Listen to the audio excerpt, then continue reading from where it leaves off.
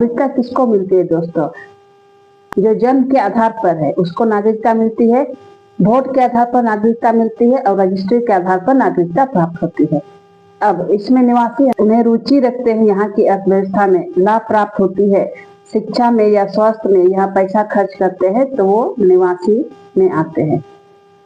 अगर 1 साल की अवधि तक यदि आर्थिक सीमा से बाहर विदेशों में जाता है तो उसको भी हम शामिल करते हैं निवासी में। देश के अंदर रहने वाले चाहे राष्ट्रीय हो चाहे गैर राष्ट्रीय, उसको भी निवासी में शामिल करते हैं। अब हस्तांतरण आय देखेंगे दोस्तों। हस्तांतरण आय क्या है?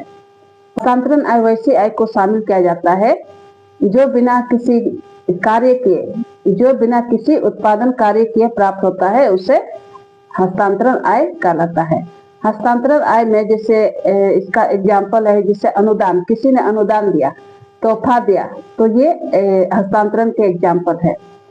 हस्तांतरण आय दोस्तों ये राष्ट्रीय आय में इसको शामिल नहीं की जाती, यानी कि राष्ट्रीय आय में इसकी गणना नहीं की जाती है। तो हमको याद रखना है हस्तांतरण आय राष्ट्रीय आय में शामिल नहीं होता है। कारक आय, कारक आय उसे कहते हैं दोस्तों जो किसी उत्पादन कार्य से जो आय प्राप्त होती है उसे हम कारक आय कहते हैं। कारक आय में हम लगान को शामिल करते हैं, पूंजी को शामिल करते हैं, मजदूरी को शामिल करते हैं, लेकिन इसमें लाभ को शामिल नहीं करते हैं दोस्तों। कारक आय में फैक्टर इनकम में हम लाभ को शामिल नहीं करते हैं, राष्ट्रीय आय में लाभ को शामिल नहीं करते हैं। आय में ये काम करके जो आय प्राप्त होती है वो कारक आय में शामिल किया जाता है, यानी कि ये फैक्टर इनकम को राष्ट्रीय आय में शामिल किया जाता है। हस्तांतरण आय को राष्ट्रीय आय में शामिल नहीं किया जाता है और लाभ को राष्ट्रीय आय में शामिल नहीं किया जाता है दोस्तों।